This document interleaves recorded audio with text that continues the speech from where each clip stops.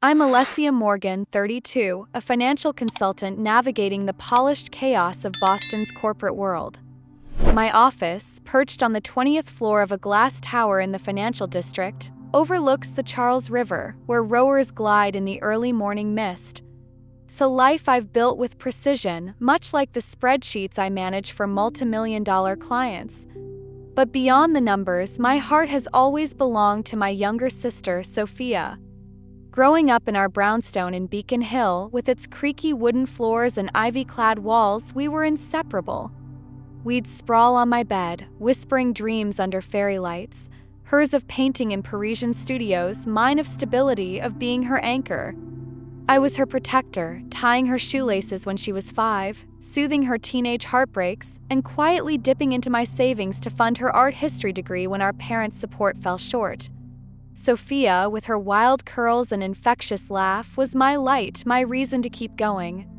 When Sophia called me last December, her voice bubbling through the phone from a cafe in Back Bay, I could hear the joy before she spoke the words. "Ethan proposed, Alessia. You'll be my maid of honor, right? I can't do this without you." My heart swelled, picturing her in a white dress, Ethan's steady gaze anchoring her as mine always had. Ethan, a quiet architect from a well-to-do family, met Sophia at a gallery opening in the South End, their connection instant over shared sketches and coffee. I'd seen the way he looked at her like she was a masterpiece, and I knew they were meant to be. I threw myself into planning, my apartment soon overflowing with bridal magazines, fabric swatches, and Pinterest boards. Weekends were spent touring venues, the grand ballrooms of the Fairmont Copley Plaza, the intimate gardens of the Boston Public Library, our laughter echoing as we imagined fairy tale moments. But beneath the excitement, a shadow loomed, our mother, Deborah. In our family, Deborah was a force, her elegance masking a need for control. Our Beacon Hill home, with its mahogany dining table and crystal chandelier, was her stage, where she played the role of doting mother to Sophia, her golden child. Sophia's paintings hung proudly in the living room, while my academic awards were tucked away in a drawer. "Alessia, you're so serious," Deborah would sigh, her manicured nails tapping impatiently. "Lighten up, darling." I swallowed the sting, telling myself it didn't matter, that my role was to keep the family steady. When the roof leaked, I called the contractors. When bills piled up, I covered them quietly. My father, Thomas, stayed on the sidelines, his silence a choice to avoid Deborah's storms. The first crack in my joy came at a family dinner at our favorite Italian restaurant in the North End, its warm brick walls and candlelit tables usually a comfort. We were meant to discuss the wedding budget, but Deborah arrived with a leather-bound planner, her smile sharp. "I've booked the Clayton Hotel," she announced, barely glancing at me. "They had a cancellation for June, so I secured it." Sophia beamed, but I felt a twist in my chest. We'd been comparing venues, cozy lofts, waterfront estates, but Deborah hadn't consulted me. "It's where I always pictured Sophia's wedding," she added, her eyes locking onto mine, daring me to challenge her. I bit my tongue, the scent of fresh basil and red wine suddenly cloying.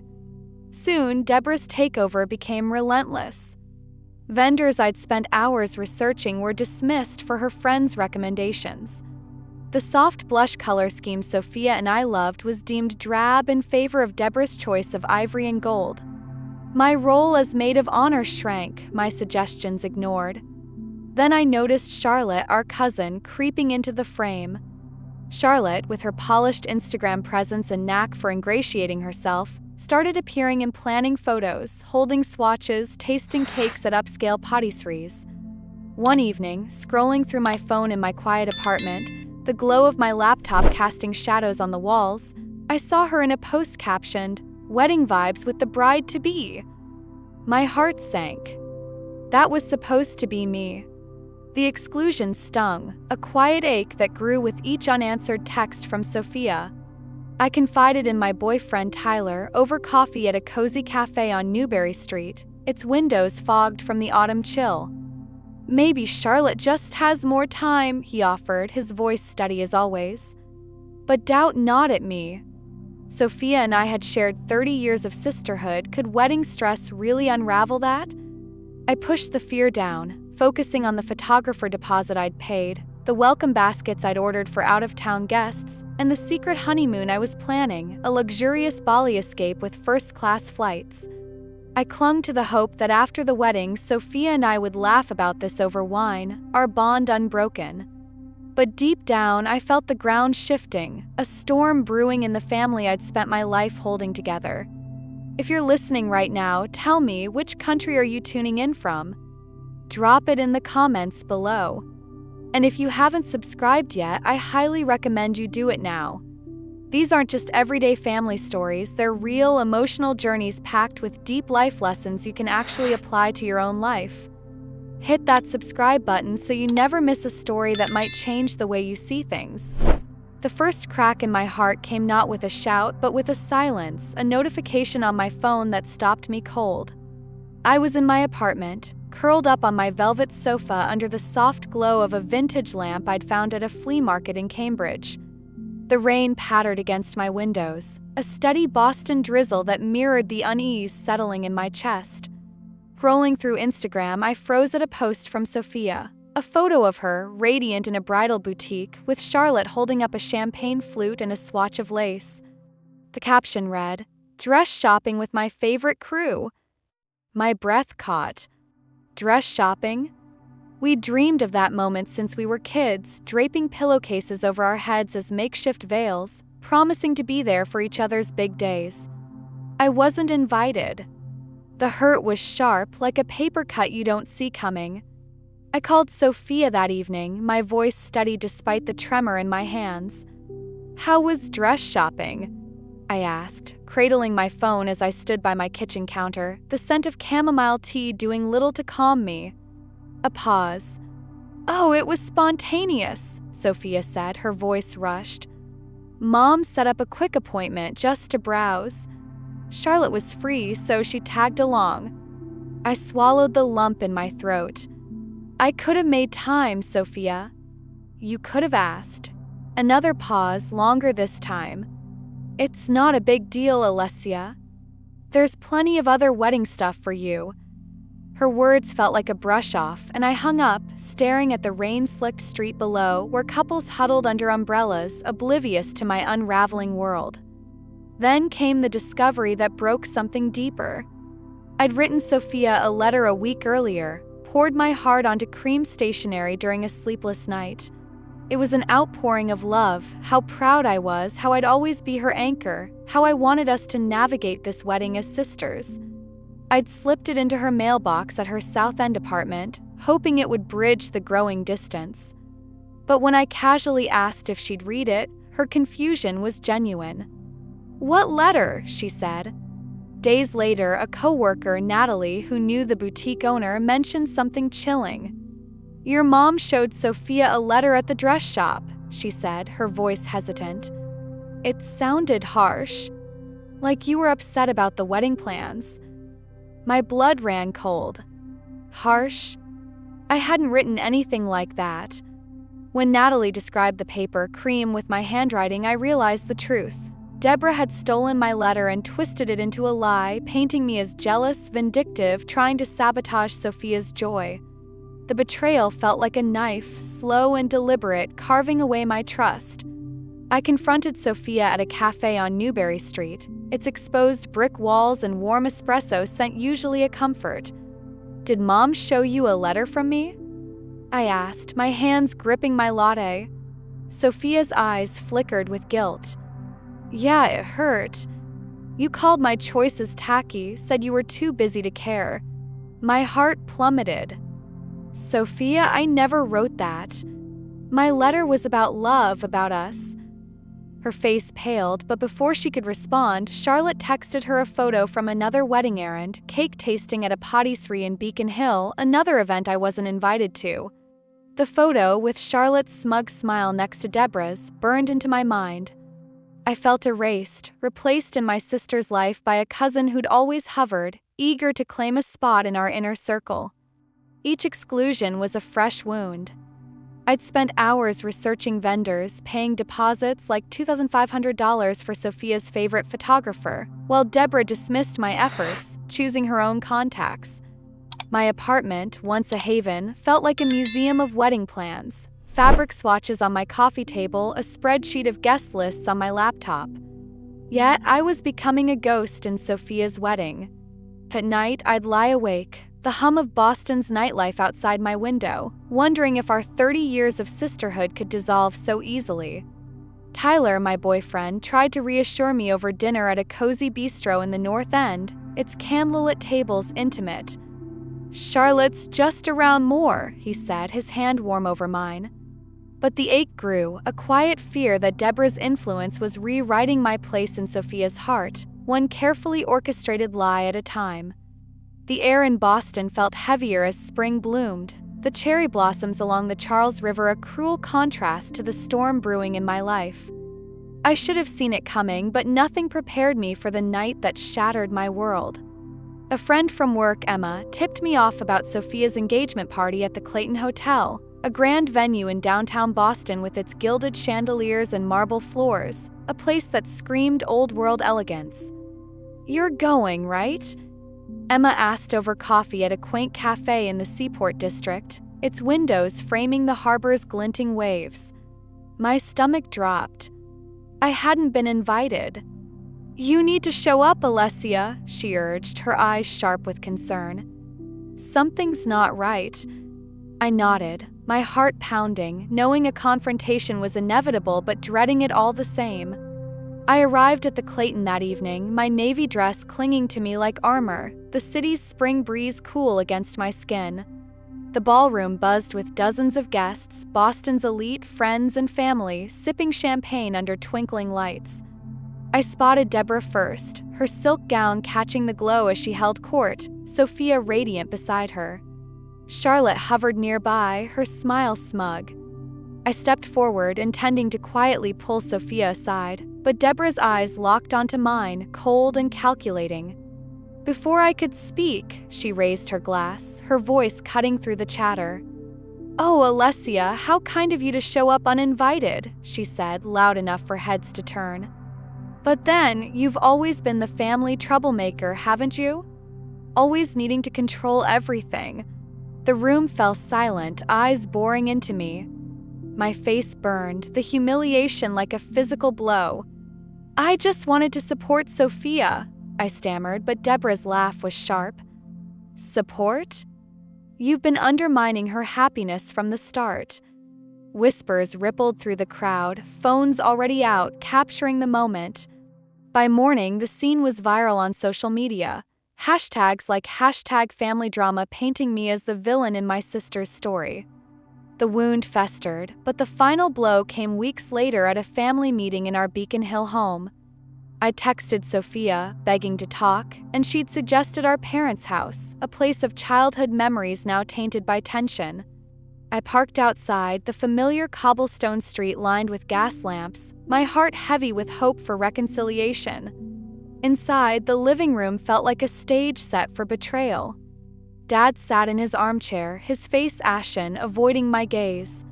Sophia perched on the sofa, her fingers twisting nervously. Deborah stood behind her, a queen guarding her throne, and Charlotte sat in my usual spot, her expression a mix of pity and triumph. "What's going on?" I asked, my voice steady despite the dread pooling in my chest. Deborah didn't hesitate.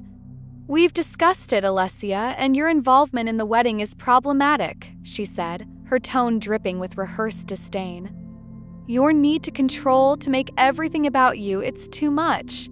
My breath caught. "Sophia, is this true?" I pleaded, searching her face. She looked away, her silence louder than words. "Your presence would ruin her day," Deborah continued, her lips curling into a smirk. "We all agreed you're not welcome at the wedding. Not as maid of honor, not as a guest." The words hit like a tidal wave, drowning 30 years of sisterhood. Dad shifted uncomfortably but said nothing. Charlotte's eyes gleamed with victory. Sophia's silence was the deepest cut of all. I drove home in a blur. the city's lights smearing through tears I couldn't hold back. My apartment, once a sanctuary, felt hollow. The weight of betrayal crushed me. Sophia, my best friend, had let this happen. By dawn, rage replaced despair.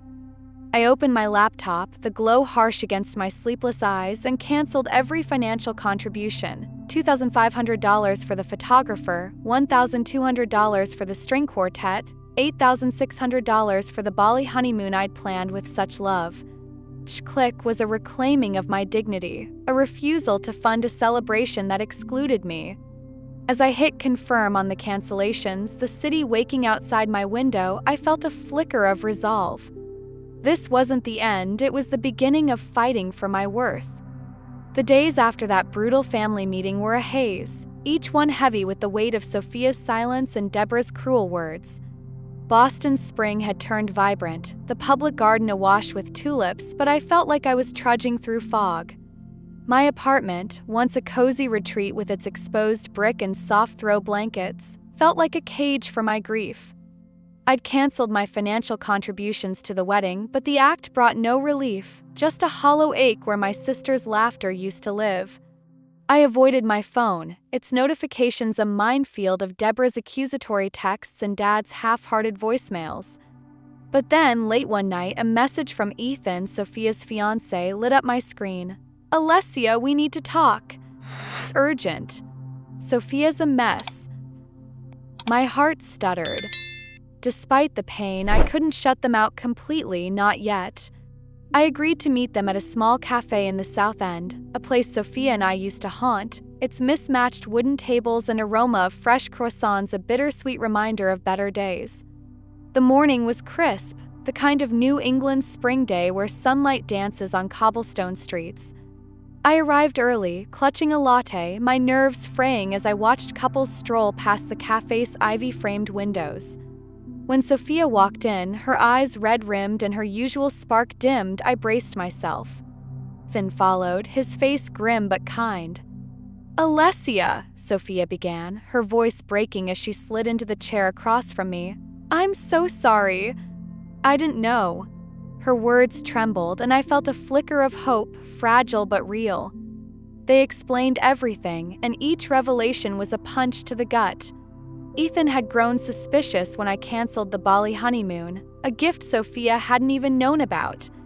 "Deborah told me you backed out because you were bitter," Sophia said, tears spilling. But then we checked her phone. They'd found a folder of screenshots, fake texts, crafted to look like they came from me, dismissing Sophia's wedding plans as tacky and claiming I was too busy. Deborah had hacked into Sophia's phone, rerouting my real messages to herself and responding with venom disguised as me.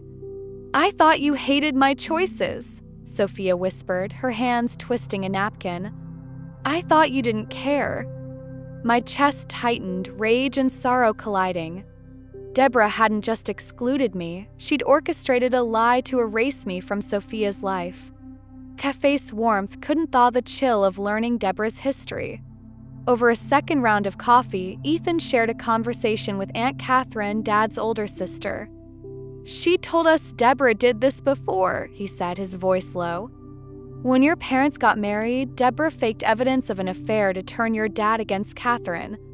She was banned from their wedding."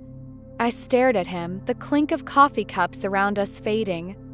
Catherine, the warm, witty aunt I'd always adored, had been through this same betrayal? Parallel was staggering, a deliberate pattern of manipulation spanning decades. I pictured Deborah, young and calculating, planting lies to isolate Catherine just as she'd done to me. The realization was both validating and devastating, a confirmation that this wasn't about me but about Deborah's need for control. Sophia reached for my hand, her touch tentative. "I should have questioned her," she said, her voice thick with guilt. "I let her poison us." I wanted to stay angry, to protect the walls I'd built, but her tears cracked them open. "We're sisters, Sophia," I said, my voice softer than I expected. "We'll fix this." We spent hours in that cafe, unraveling months of lies, our words weaving a fragile bridge back to each other. Outside, Boston hummed, street musicians playing near the common, the scent of blooming magnolias in the air, but inside it was just us, rebuilding. I wasn't ready to forgive completely, not yet, but the warmth of Sophia's hand in mine felt like a promise. For the first time in weeks, I glimpsed a future where our sisterhood could heal, stronger for the truth we'd uncovered. The weight of betrayal clung to me like damp fog as I prepared for the family meeting, a reckoning I both craved and dreaded. It was set at Aunt Catherine's townhouse in Back Bay, a stately home with tall windows and mahogany bookshelves, its walls lined with framed photos of family moments I barely recognized anymore. Boston's late spring evening cast a golden glow through the lace curtains, the scent of lilacs drifting in from the garden, but the air inside felt charged, like the moment before a storm breaks.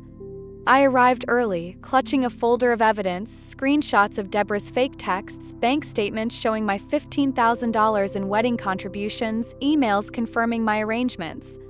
Each document was a brick in the wall I was building to protect my truth.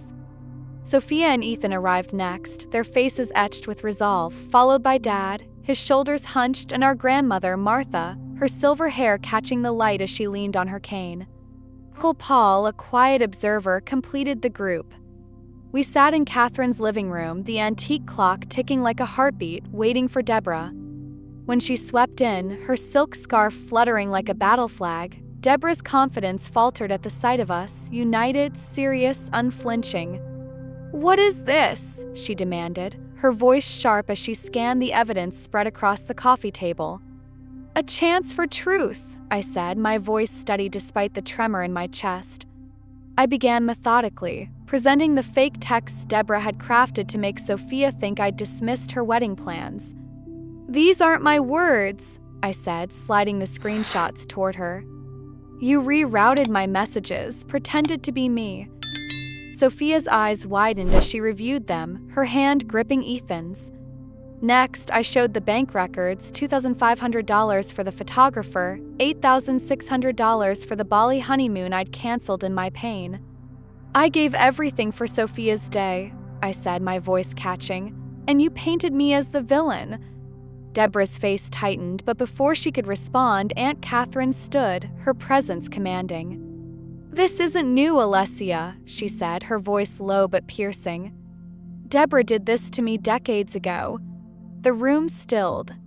Catherine's eyes, usually warm, burned with old pain. "When your father and Deborah were engaged, she fabricated an affair, claimed I'd betrayed your dad with lies so convincing he cut me out of his life and his wedding."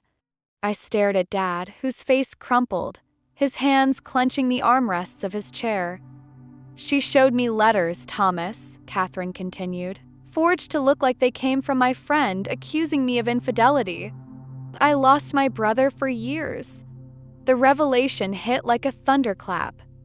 I saw it in Dad's eyes, decades of buried guilt surfacing, the realization that Deborah's manipulation wasn't a one-time act but a lifelong pattern. For the first time, Dad spoke, his voice raw. "Deborah, is this true?" She flinched, her composure cracking. "That was different," she snapped, but her eyes darted nervously. Catherine was meddling, causing trouble. Dad stood, his quiet demeanor replaced by a fury I'd never seen. "Enough!" he roared, his voice echoing off the townhouse's high ceilings. "You lied to me then, and you're lying to our daughters now. You turned Alessia into a scapegoat just like you did to Catherine." The room froze, the air thick with the weight of his words. Deborah's face contorted, denial, rage, then a flicker of fear. "Thomas, you're overreacting," she said, but her voice wavered. "This is about family, about protecting Sophia." Dad shook his head, stepping closer. "No, it's about control.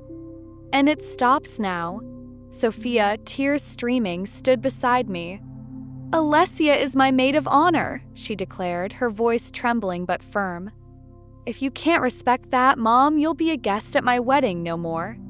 Deborah's eyes widened, her carefully curated facade crumbling. "You'd choose her over me?" she hissed. Sophia's gaze didn't waver. "I'm choosing truth."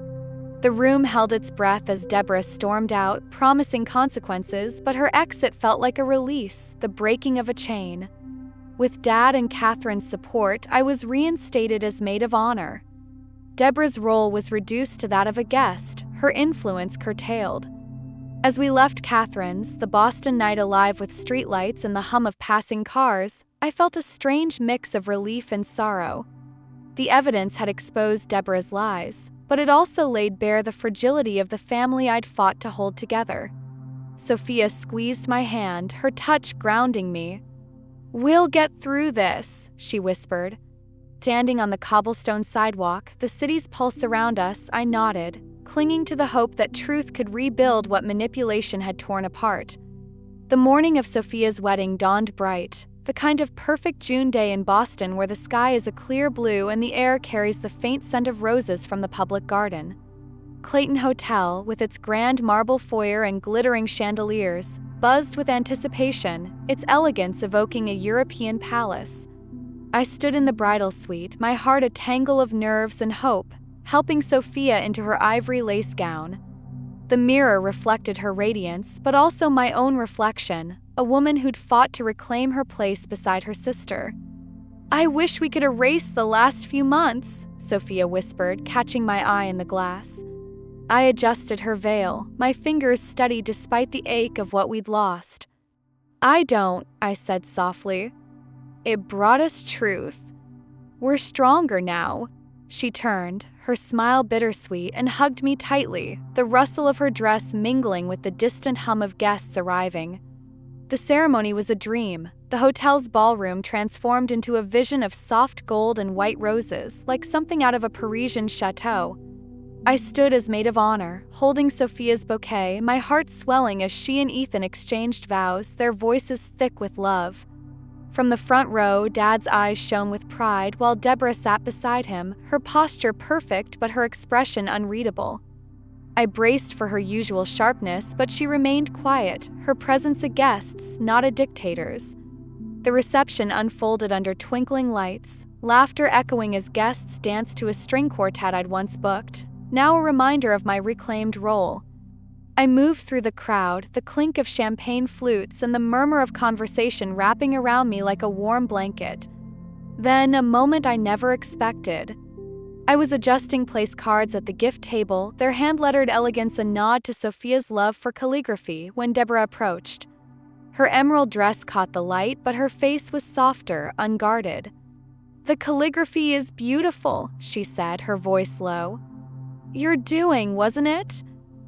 I nodded, braced for a veiled jab, but her next words stunned me. "You've always seen what people love, Alessia." I never had that gift. Her admission, raw and hesitant, hung between us.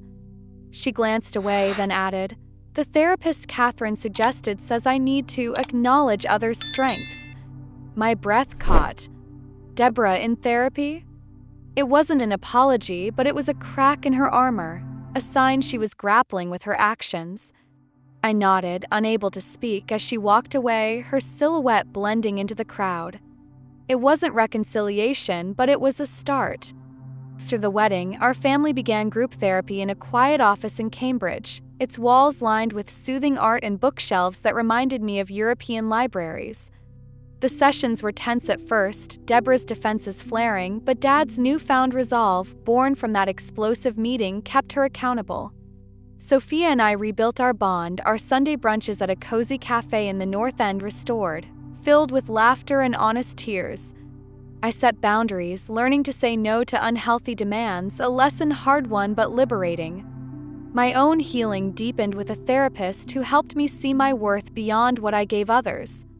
Tyler, my rock through it all, proposed 6 months later on a hike in the White Mountains, the sunset painting the peaks gold.